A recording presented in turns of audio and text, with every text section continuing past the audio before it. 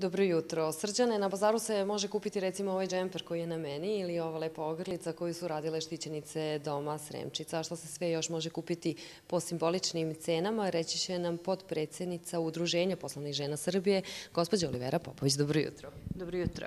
Šta su sve žene radile?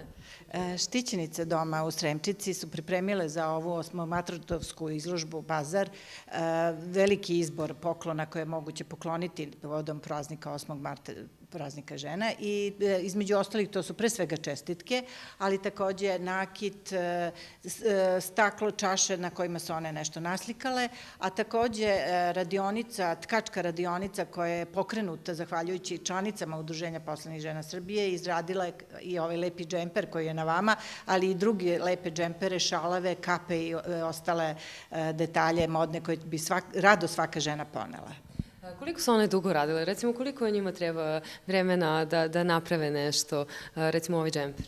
Ja ne bih to merila u vremenu, ja bih to više merila u ljubavi koja je utkana u taj džempere, i to ljubavi i tih devojaka i žena koje su štićenice doma i koje to rade stvarno iz zadovoljstva i želje da budu primećene i da budu videđene, da mogu da budu korisne u društvu, ali takođe i naših članica koje su nesebično podelile svoje veštine i svoje znanja sa njima. Rekli smo, cene su simbolične, prihod odlazi gde?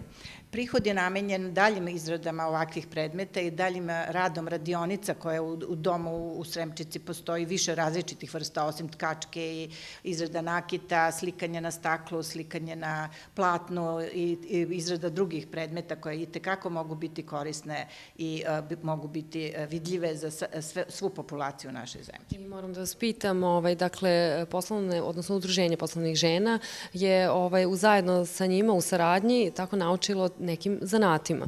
Da, pokušavamo da pomognemo da veštine koje naše članice imaju, da prenesu na njih, da ostvare kontakt, da se druže sa njima, što je njima izuzetno od značaja, a da pri tome svemu bude to i neka korist za njih, odnosno da se uključe na neki način u svet rada.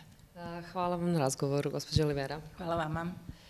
I samo da dodam da će bazar biti otvoren danas od 14 do 18 časova. Srđane?